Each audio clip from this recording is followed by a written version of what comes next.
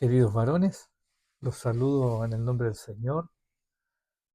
Hay un contexto que declara en la palabra del Señor cuando Salomón había terminado de construir la casa para Jehová, que su padre le había heredado como propósito, y él estaba comenzando a gobernar la nación de Israel, la cual había sido constituida por primera vez con todas sus tribus en el reinado de su padre. Él siente la responsabilidad mayor de hacerse cargo de ser el rey de Israel. Y quiero definir la condición de rey con dos funciones primordiales que tiene que cumplir. La primera es dar protección a su pueblo y la segunda, provisión. Entonces, estas dos cosas definen el concepto de un rey realmente. Por lo tanto, cuando tú reconoces que como varón del Señor eres el rey de tu casa, es cuando reconoces que tu principal labor es poder proveer y cuidar a los tuyos. Vamos a orar en esta reflexión del día de hoy. Padre, te damos gracias por la oportunidad que tú nos das de tener una meditación diferente a la que hace el mundo.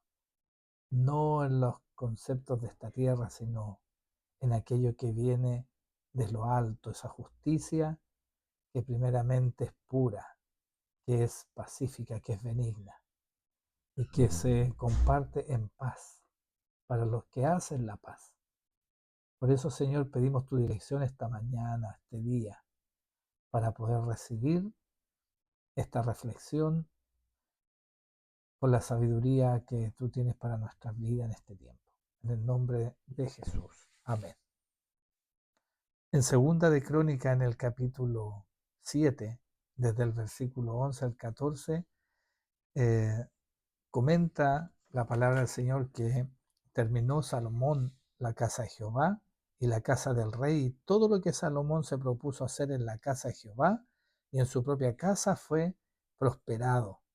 Y apareció Jehová a Salomón de noche y le dijo: yo he oído tu oración y he elegido para mí este lugar por casa de sacrificio.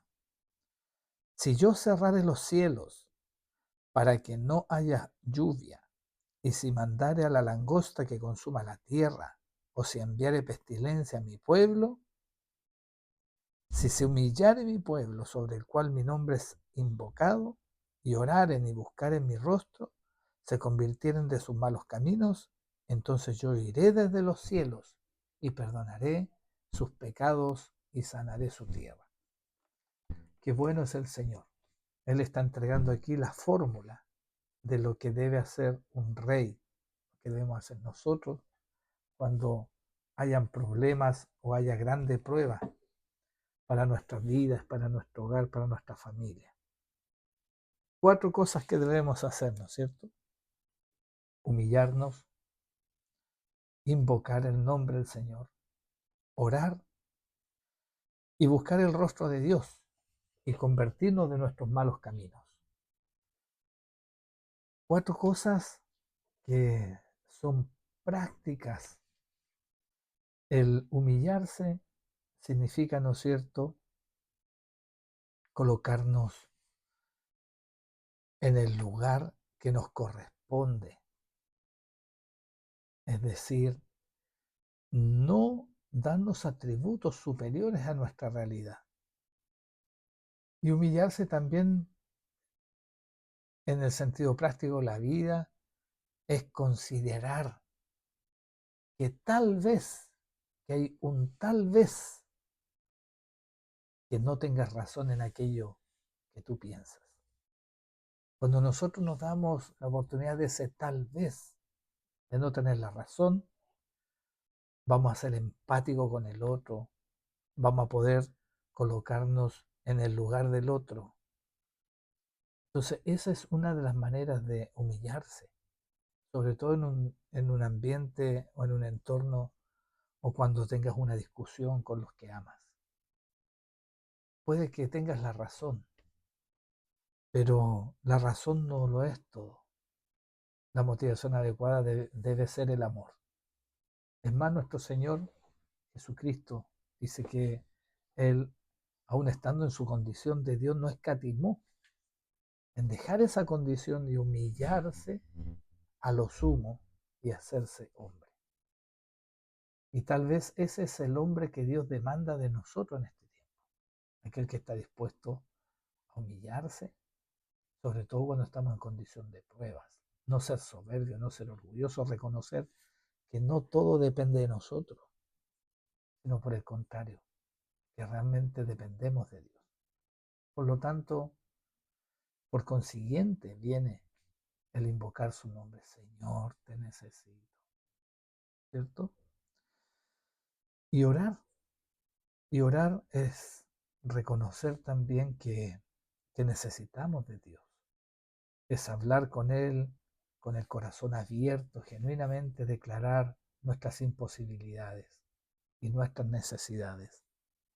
Y buscar el rostro de Dios, buscar su presencia y convertirse de los malos caminos, es dejar nuestra soberbia, es revisar que tal vez estamos tomando decisiones no conforme a los diseños de Dios, sino que tal vez estamos tomando decisiones conforme a nuestra propia manera de creer, o estamos siendo sabios en nuestra propia opinión.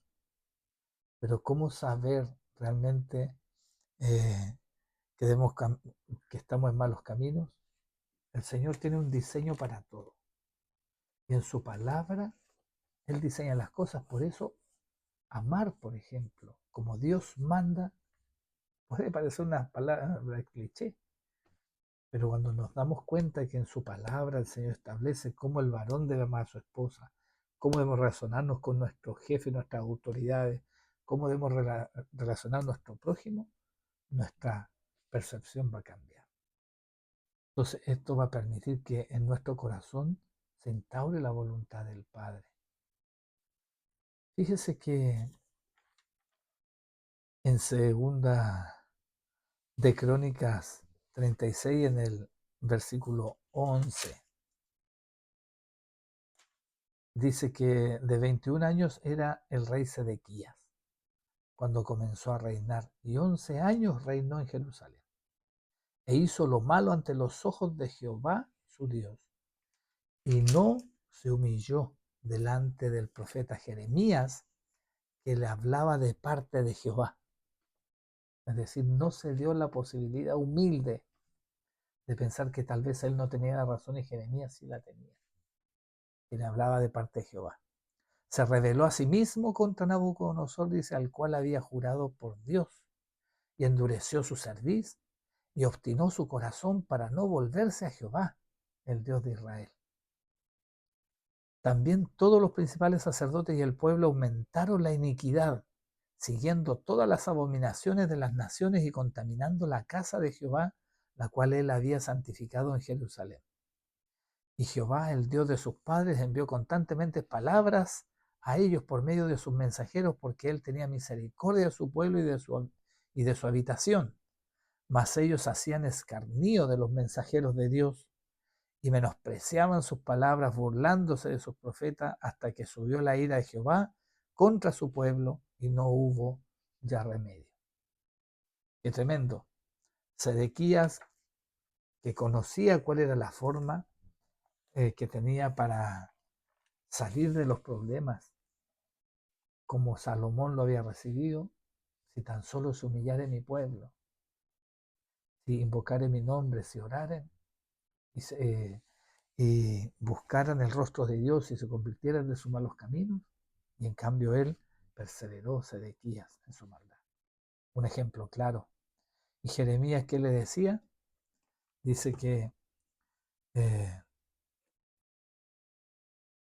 eh, que aconteció que a los 9 años del reinado de Sedequías, en el mes 10, a los 10 días del mes, vino Nabucodonosor, rey de Babilonia, él y todo su ejército contra Jerusalén, y acamparon contra ella, y de todas partes edificaron contra ella baluarte, y estuvo sitiada la ciudad hasta 11 año del rey Sedequías. es decir, 2 años estuvo sitiado. En el mes cuarto, a los 9 días del mes, prevaleció el hambre en la ciudad hasta no haber pan para el pueblo. Y fue abierta una brecha en el muro de la ciudad, y todos los hombres de guerra huyeron y salieron de la ciudad de noche por el camino de la puerta entre los dos muros que había cerca del jardín del rey, y se fueron por el camino del Arabá, estando aún los caldeos junto a la ciudad alrededor. Y el ejército de los caldeos siguió al rey y alcanzaron a Sedequías en los llanos de Jericó, y lo abandonó todo su ejército. Entonces prendieron al rey y le hicieron venir al rey de Babilonia a Ribla, que es Siria en este tiempo, así se llamaba, en tierra de Hamat, donde pronunció sentencia contra él. Y degolló el rey de Babilonia a los hijos de Sedequías delante de sus ojos. Y también degolló en Ribla a todos los príncipes de Judá. No obstante, el rey de Babilonia solo le sacó los ojos a Sedequías y le ató con grillos y lo hizo llevar a Babilonia y lo puso en la cárcel hasta el día en que murió. Wow. Vemos aquí un ejemplo de no humillarse en tiempos de prueba. Y lo que vemos que el rey Sedequías, después de estar sitiado durante 2 años, ¿sabe lo que significa sitiado? Significaba que no entraba ni salía ningún alimento a la ciudad, es decir, el hambre ya no era más. Y él termina abandonando su rol y huye con los varones de guerra, abandonando el pueblo. Nosotros en nuestro hogar, cuando hayan problemas de esta naturaleza, no debemos huir del hogar, debemos quedarnos en el hogar y enfrentar el asedio del enemigo y estar involucrándonos en los problemas y las necesidades que tiene nuestra familia. Aquí ocurre que Sedequías aborta el propósito de ser rey. Nos está protegiendo y nos está dando de comer a su pueblo. O nos está protegiendo y nos está proveyendo, ¿no es cierto? Esos son los roles de un rey. Y sabe que lo que termina ocurriendo cuando uno abandona su rol, lo primero que él queda como registro para él es que sus hijos mueren. Los hijos son degollados, dice, por los caldeos. Nuestros hijos van a quedar en desamparo. No vamos a poder evitar que ellos tomen el destino que quieran. Debemos prevalecer como reyes en nuestra casa y cumplir nuestro rol para que nuestros hijos tengan nuestra cobertura. Lo siguiente que ocurre cuando uno abandona su rol es que se transforma en un hombre sin visión. Por lo tanto, esto es lo que viene a Sedequías. Le sacan sus ojos. Su último registro en vida fue ver a sus hijos degollados. Qué triste. Bueno, cuando uno suma y resta el tiempo de él, de Sedequías, por rebelde, por no humillarse, uno se da cuenta que él a los 30 años perdió su ministerio como rey. Nuestro Señor Jesucristo a los 30 años inició su ministerio como rey. Tenemos que reconocer que como varones a veces nos cuesta humillarnos, el orgullo puede venir a nuestras vidas y podemos desestimar las recomendaciones que nos pueden estar haciendo personas que nos amen. No debemos ser orgullosos, debemos humillarnos, debemos convocar el nombre del Señor, orar y volvernos de nuestros malos caminos. Y el Señor sanará nuestra tierra, sanará el contexto y podremos pasar la prueba. Hermanos, quería compartir con ustedes esta reflexión en la palabra del Señor este día, puesto que tal vez necesitamos un empujoncito hoy para poder estar a la altura del varón perfecto que es nuestro Señor Jesucristo. Él no escatimó, se humilló a lo sumo y se hizo hombre. Y este es el hombre que el Señor hoy día está demandando de nosotros. Vamos a humillarnos bajo la poderosa mano del Señor y sobre aquellos que vienen de parte de Él a darnos una dirección de vida. La palabra no debe ser oída para, perdón, no debe ser recibida solo para ser oída, sino que debe ser recibida para ser vivida. Dios les bendiga, que la paz del Señor esté con ustedes. Shalom, bendiciones.